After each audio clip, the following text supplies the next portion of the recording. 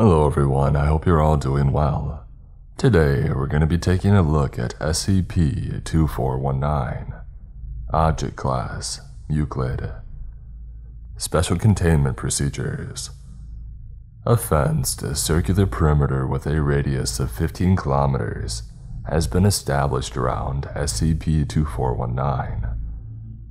This perimeter is maintained by MTF Beta-7, Maz Hatters, as a private property.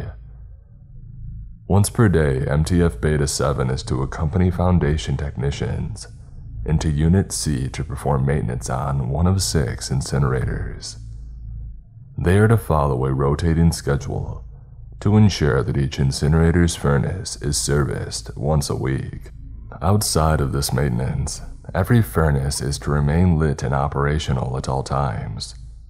Reinforced steel hatches have been welded atop each incinerator's 3 disposal chutes. These hatches are to remain bolted and locked. Instances of SCP-2419-A found outside of Unit C's incinerators are to be immersed in concrete and shipped to an indefinite containment site. Description: SCP-2419 is a refinery and waste disposal facility located 75 kilometers north of Sumner Springs, Colorado. It was constructed in 1954 by the Foundation for the purpose of handling the incineration and long-term storage of hazardous waste, primarily medical waste. A controlled evacuation was carried out in 1975 after it began to exhibit several anomalies. The facility is divided into 3 units. Unit A was responsible for long-term storage of anomalous waste via a deep geological repository. Unit B received shipments of waste and processed them. Unit C disposed of non-anomalous waste via incineration. Instances of SCP-2419-A present as human entities that occur within the interior of Unit C's incinerators. They exhibit anomalous regenerative abilities and are incapable of dying, although they typically attempt to exit the incinerators via the disposal chutes. The heat from each incinerator's furnace is sufficient to stop them before they can make significant progress. SCP-2419-A instances do not communicate, and they lack any sense of self-preservation. Although they appear to have no interest in each other, they show extreme hostility toward any sapient non-instance. Addendum 2419.1 Discovery. Incident Log. Incident Number 2419-001. Date of Occurrence 1975-05-21. Workers operating Unit C reported screams from inside of all 6 incinerators' ash pits. After a brief investigation, the site director ordered the burners on Incinerator 4 be snuffed. Several dozen severely burnt entities immediately began to emerge from the incinerator's disposal chutes. They attempted to drag Foundation personnel back down into the ash pit with them. The site director immediately ordered the on-site MTF team to terminate all hostile entities. After determining that these entities could regenerate, the site director ordered the MTF team to force them back down the chutes via steam lance. All the furnace's burners were relit. The number 4 incinerator was put back into service without further incident. During the incident, the MTF team managed to subdue and capture 5 of these entities. They had been transported off-site for further study. Audio Log. Date 1976-07-21. Subject: SCP-2419-A Instance SCP-2419-A-5. Interviewer: Dr. Warren. Note: on account of the hostility typically exhibited by SCP-2419-A instances, the interview was conducted behind a ventilated glass wall and with an armed guard observing. Begin log. Good morning, number 5. You know, if you keep picking at your arm, it's never going to heal. And we know that you can speak, and we've recorded you laughing. Why don't you speak to us? Is there anything that we can do to change your mind? Look, I brought you something. The picking finally stops. It's a picture of your family back when your name was John, back before you were D-class. Do you remember? You had a wife, 2 sons, a little baby girl. Do you remember, John? Don't get too close to the... Oh, it's all right. I think you might be starting to remember. John, do you remember? John, this is your... A cracking noise. What the... Shattering glass. Crap, he's... Dr. Warren can be heard screaming, followed by rapid, repeated wet puncturing. Laughter fills the room, along with gunfire after. And log. Note: during the interview, SCP-2419-A-5 inflicted an open compound fracture on its left arm. It used the protruding tip of its radial bone to damage the glass wall, then proceeded to use this bone to fatally stab Dr. Warren numerous times in his eyes and face. Memo. Date: 1978-02-19. From Dr. Jennings to Dr. Brenwick. As per your request, I finished my 6-month evaluation of the 5 instances that we have in custody. Before I came here, I worked as a prison shrink. Every person you met had a story bursting with pain and sorrow. Sometimes those stories were about the pain they suffered. Sometimes it was about the pain they inflicted. Some days you felt like everyone there was a beautiful soul torn down by their circumstances. Other days you would find out what some of them did, and a part of you was glad that they were there to suffer for it. But at the end of every day, I always told myself, they're all humans. They're all people. They all deserve the same dignity, respect, and love as everyone else. No exceptions. Jeremiah, I opened up with that anecdote only so you could understand that what I'm about to say is not said lightly. These things are not people. They are people-shaped monsters. They are well beyond any definition of psychopathy. Everything they do to hurt, maim, and kill. I would pity them, but that would imply that they're worth pitying. Put them in a hole, then fill that hole with concrete. And better still, throw them back into the incinerator where you found them. I doubt they'll even care. Dr. Daniel Jennings. Addendum 2419.2. History. Audio log. Date 1961-05-09. Subject: Dr. West. Note: the following log is a recording of an orientation speech given by Dr. West to new researchers arriving at Unit B. Begin log.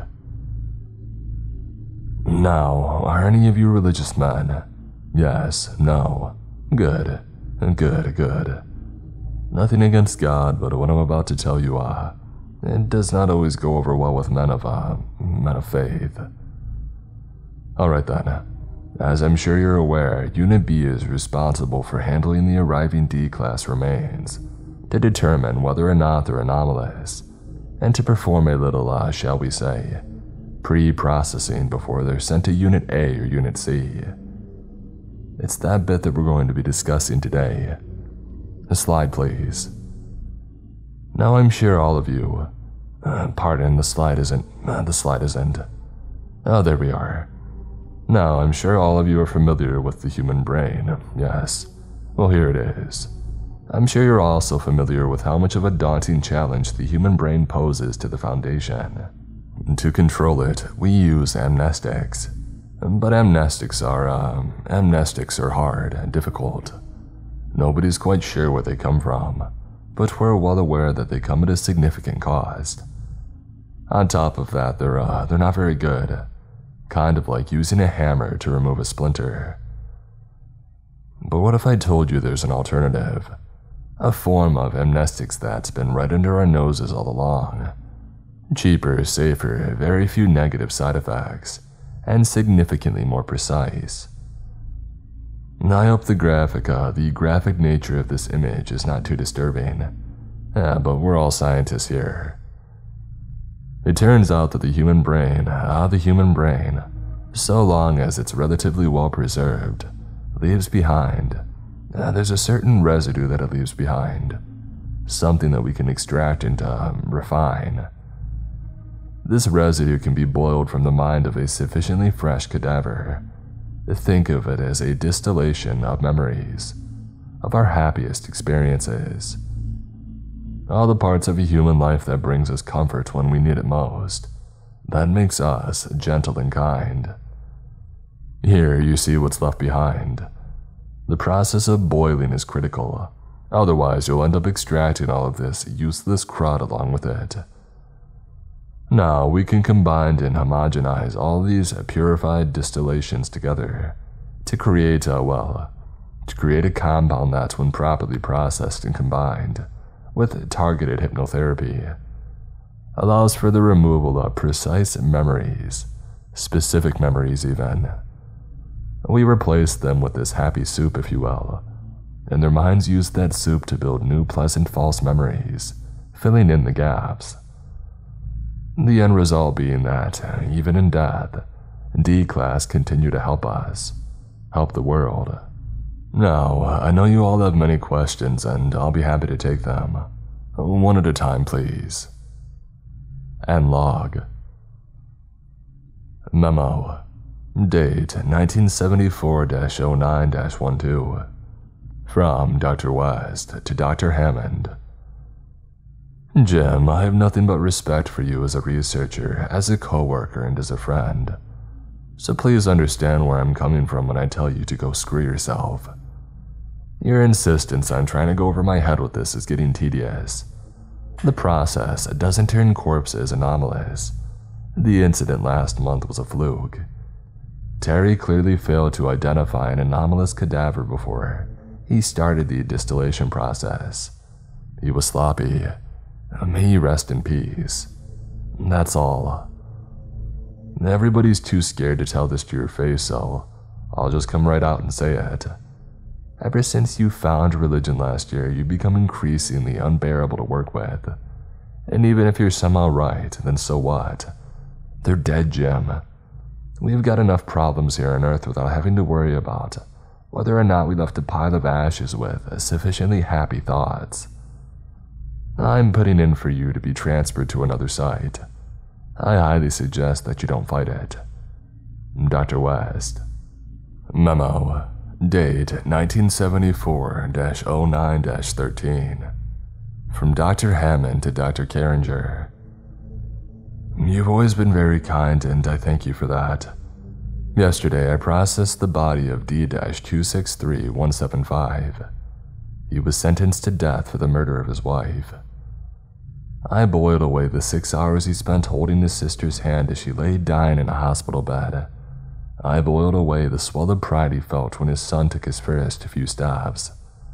I boiled away all the kindness his mother ever showed him, until all that remained was her cruelty and abuse.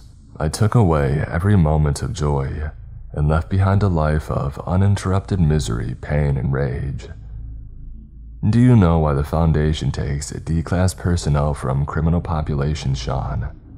It's because nobody stops us. Nobody cares. A prison is where you put unimportant people. It's where you shave down whatever is left of their humanity until the monster you imagine them to be is all that remains. But no matter how hard we tried, there was always a sliver of decency left behind. Some piece of them we couldn't quite reach. Until now, we've done it. In death, D-263175 is finally the monster people imagined. I burned away every last trace of his humanity, and now I'm going to send his corpse to Unit C and burn away the rest. I pray to God that what's left of him will burn. I can't stay, I'm sorry. I recommend you get out while you still can. Dr. Hammond. From Operator Richard Maxson to Site Director Browning. Subject: Unit C incinerators. Those fancy steel hatches of yours aren't going to cut it. Look, I'm getting a little tired of playing Cassandra here, but the situation doesn't look good. These things barely missed hitting critical mass back when we switched from oil burners to fuel gas. All it's going to take is a technician making a mistake, or a burner failing for a little too long. Yes, the incinerators have massive pits. Yes, if you get it hot enough, human fat will burn and do half the work for you. But none of that will matter if enough meat grows back to stuff the entire stack. Once that happens, the flue gas won't be able to get out, and good luck keeping those burners running without any room for oxygen. We'll lose all 6 incinerators just like that. And when that happens, they'll come back. All of them. I checked the incineration logs. Incinerator number 5 alone has incinerated over 3,000 D-class corpses. Combined, we're looking at 10,000 of these things, easy. All regenerators, all with every happy memory boiled away. All with 20 years worth of new memories, primarily consisting of us burning them alive. I've been working for the Foundation for over 15 years. I've watched a lot of D-class die in a lot of horrible ways, so I think I know a little bit about what it sounds like when somebody's screaming with fear and pain. The things in SCP-2419 aren't screaming with fear or pain, Brian. They're not screaming at all. They're laughing.